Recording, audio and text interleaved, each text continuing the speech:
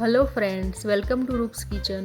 આજે આપણે જોધપુરના પ્રખ્યાત મિર્ચીવડા ઘરે કેવી રીતે બનાવાય તેની રેસીપી જોઈશું, જેને આપણે મરચાંના ભજીયા પણ કહીએ છીએ, જે સ્વાદમાં ખૂબ જ ટેસ્ટી લાગે છે.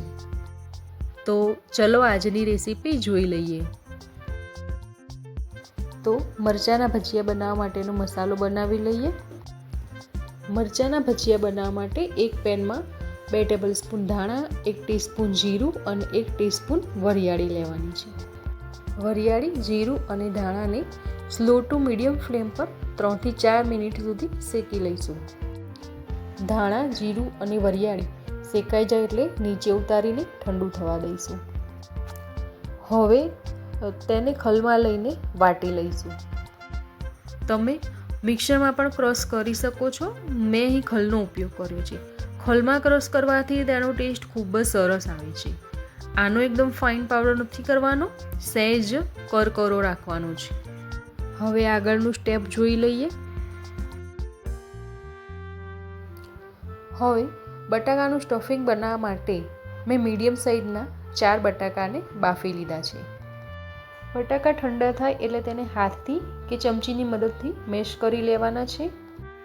હવે એક પેનમાં 3 ટેબલસ્પૂન તેલ, અડધો ટીસ્પૂન જીરું, ચપટી હિંગ, 1 ટીસ્પૂન આદુ મરચાંની પેસ્ટ ઉમેરીને બરાબર મિક્સ કરી લઈશું.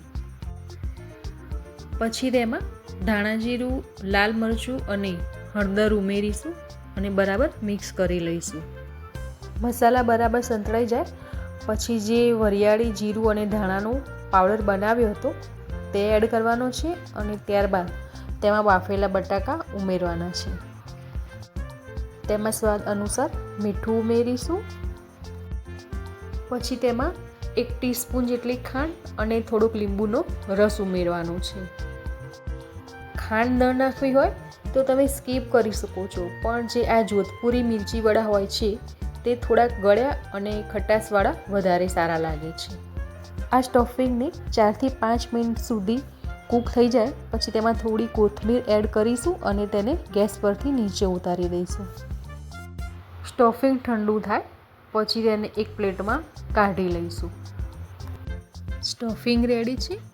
તો હવે આગળની પ્રોસેસ જોઈ લઈએ. ભજીયા બનાવવા માટે મેં 5 નંગ મોટા લીલા મરચાં લીધા છે, જે વજનમાં આશરે 120 ગ્રામ જેટલા છે. જ્યારે પણ મરચાંના ભજીયા બનાવીએ ત્યારે એ મરચાં એકદમ ફ્રેશ હોવા જોઈએ. મરચાંને પાણીથી બરાબર સાફ કરી લીધા પછી કોરા કરીને વચ્ચેથી તેને કટ કરીને મરચાંના બધા જ બી કાઢી નાખવાના છે. મરચાં કટ થઈ ગયા છે. તો હવે જે સ્ટફિંગ તૈયાર કર્યું હતું તે મરચાંની અંદર ભરી લેવાનું છે. મરચાંની અંદર જ્યારે સ્ટફિંગ ભરો ત્યારે સ્ટફિંગને સરસ આંગળીથી દબાવીને ભરવાનું, જેથી મરચાંની અંદર સહેજ પણ જગ્યા ન રહે અને મરચું અંદરથી જરા પણ પોલું ના રહે. આ પ્રમાણે આપણે પહેલાં બધા જ મરચાંની સ્ટફિંગ ભરીને તૈયાર કરી લેવાના છે. મરચાં તૈયાર થઈ ગયા છે. તો હવે તેને તળવા માટે ખીરું બનાવી લઈએ. ખીરું બનાવવા માટે મેં અહીં 2.5 કપ ચણાનો લોટ લીધો છે.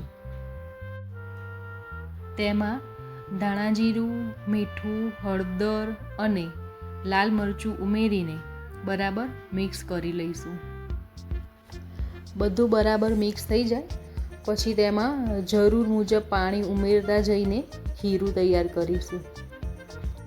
આપણે જે બટાકાવાળા કે બટાકાના ભજીયા બનાવીએ છીએ એ વખતે જે ખીરું બનાવીએ છીએ તેના કરતાં આ મરચાંના ભજીયાનું ખીરું થોડુંક જાડું રાખવાનું છે, જેથી મરચાંની ઉપર ખીરાનું કોટિંગ સરસ રીતે થાય. હવે તેમાં 10 મિનિટ પછી ચપટી સાજીના ફૂલ ઉમેરીને મિક્સ કરી દઈશું. તેલ બરાબર ગરમ થઈ ગયું છે. તેલ બરાબર ગરમ થાય પછી ગેસની ફ્લેમ મીડિયમ ટુ સ્લો રાખીશું અને મરચાંના ભજીયાને તળવા માટે મૂકીશું. અને જે પણ કઢાઈની અંદર તમે તેલ લો એ તેલનું પ્રમાણ ભજીયા એની અંદર બરાબર ડૂબે એટલું હોવું જોઈએ, જેથી મરચાંના ભજીયા અંદરથી અને બહારથી એકદમ પરફેક્ટ રીતે તળાય.